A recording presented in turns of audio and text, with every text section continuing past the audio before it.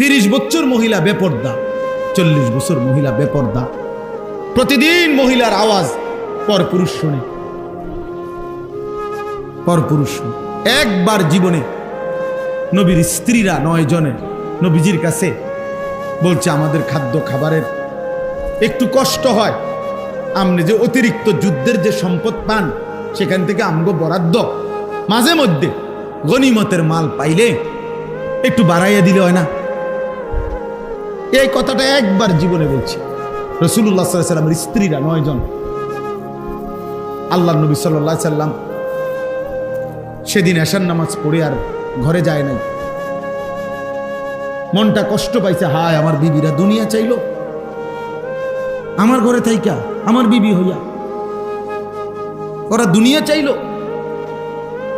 তো মন খারাপ করে যখন তিনি মসজিদে বসে আছেন, এশার নামাজের উপরে ঘরে যাচ্ছে না হুজরায়, তো আল্লাহ তাআলা বলছে, বন্ধু, ইয়া আইয়ুহান নাবিয়্যু কুল লিআজওয়াজিকা ইন কুনতুন্না তুরিদনাল হায়াতাদ দুনিয়া ওয়া যিনাতাহা ফাতাআলাইনা উমাত্তিউকুন্না ওয়া উসাররিহুকুন্না সারাহান জামিলা।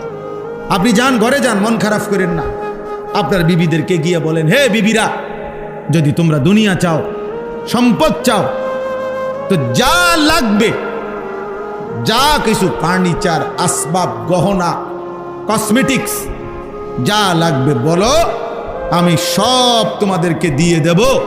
এক শর্তে, শুধু আমি রাসূলের স্ত্রী, এটা ছেড়ে দিতে হবে।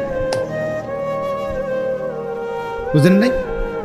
মুহাম্মদের স্ত্রী থাকতে পারবা না, আমার থেকে তালাক নিয়ে নিতে হইব। এরপরে যা বলো সব দেব, সব দেব। وَإِن كُنتُنَّ تُرِيدْنَ اللَّهَ وَرَسُولَهُ وَالدَّارَ الْآخِرَةَ فَإِنَّ اللَّهَ أَعَدَّ لِلْمُحْسِنَاتِ مِنكُنَّ أَجْرًا عَظِيمًا। আর যদি আল্লাহকে চাও, রাসূলকে চাও, আখিরাতকে চাও, তো এখন নিয়মিত নেক আমল করতে হবে, মুহসিনাত হইতে হবে, মানে নেককার নারী হইতে হবে।